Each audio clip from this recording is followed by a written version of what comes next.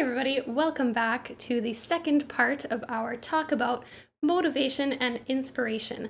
In this second video, I'm going to be talking about some specific actions that you can take and habits that you can build to improve your productivity and motivation. This first tip is something that I do constantly, and I think it is the single most important thing that you can do to accomplish anything, and that is commit to work on your project for a small amount of time every day, or almost every day. For me, I like to commit to 30 minutes, but if that's still too much for you, 10 or 15 minutes is a really good place to start. Once you get going, you may find that you actually want to keep going, and if not, at least you made some progress that day. I really think this is so important. Works of art do not just appear, they are created one step at a time, and a first draft should not be considered as your final draft. During these short sessions, this does not have to be your best work. It just needs to be a foundation to start with and build upon, and you can edit and revise later on. Personally, I've always found arranging to be really difficult, and it doesn't come naturally to me. I have never really considered myself to be very good at it, although I have gotten a lot better at it over the years because I've done it a lot at this point. But I do really need notes written down. If I just play something and improvise, I'm gonna forget it, and then I don't know how to improve it because I can't even remember what I wrote in the first place.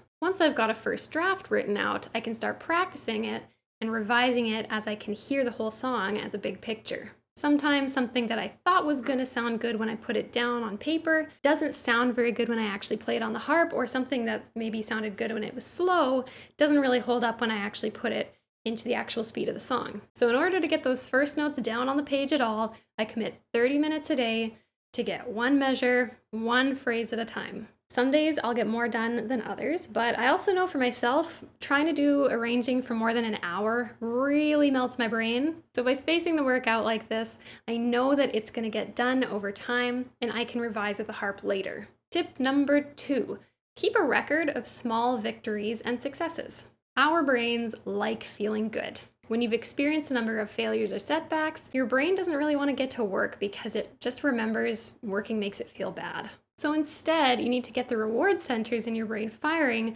by keeping track of small victories and successes over time. Part of this first comes from setting a small goal that is achievable within a short period of time. I like to keep a notebook with the date and the accomplishments so I can look back through it whenever I'm feeling discouraged. Each time you score a small win, the reward centers in your brain start firing off, and soon enough, your brain wants to get to work so that it can feel good like that again. And these can and really should be small, accomplishable goals that you can do in a short amount of time.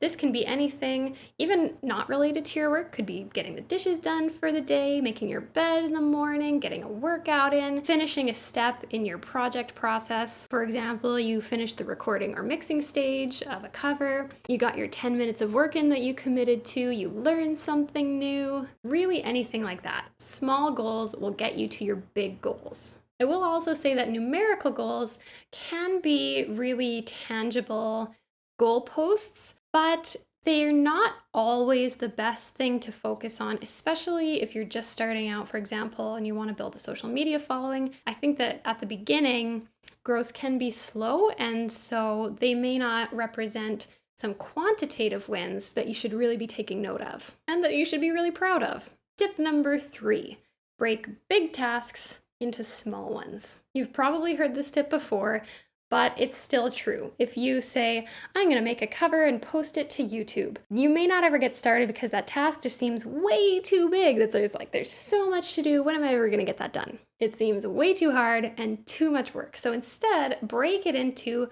smaller steps that are going to get you to the big goal. So using a YouTube cover song as an example, you want to pick the song, you want to listen to it and get some ideas, you want to write your arrangement, you want to practice the song, you want to record it, edit your audio, film, edit the video, then you need to post it and tell people about it. Sure, you may not have time to do all of that right now, but could you spend 15 minutes on the arrangement or on the mix? Yeah, of course you can. This method lays out what you need to do so you can plan, prepare, and make progress one step at a time. These smaller tasks can also tie into the small victories that we were just talking about. So, if you finished a script for a vlog, you can write that in your journal. Be like, I did that today. Great job, me. Step number 4, create a routine. Personally, I don't really use this style of working because the things that I need to do every day tend to be drastically different, but I think this might be particularly helpful if you are already working full-time and you're having trouble finding the time to work on your creative endeavors. Like committing to just a small time frame like 10 or 15 minutes, try committing a chunk of time on the same day or days every week for your creative projects. This way, you won't feel pressured to work on it every single day, and it's also not going to get shoved to the back burner because you didn't schedule time in. Routines also help us because they make it so that it's one less decision that we have to make. You know, we talk about decision fatigue. We don't like having to decide, what should I do today? Should I work on this? Should I not work on it?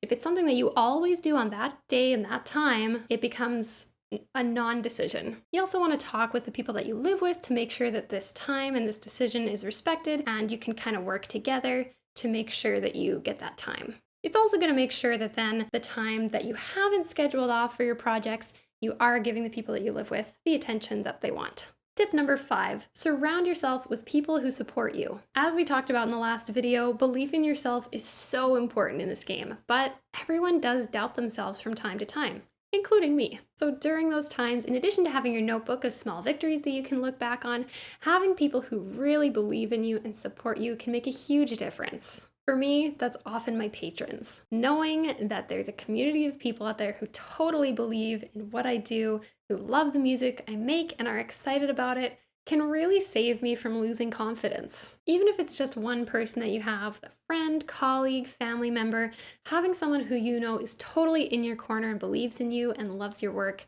can really make a huge difference in your mindset. So those are some things that I do all the time to keep myself motivated and get to work.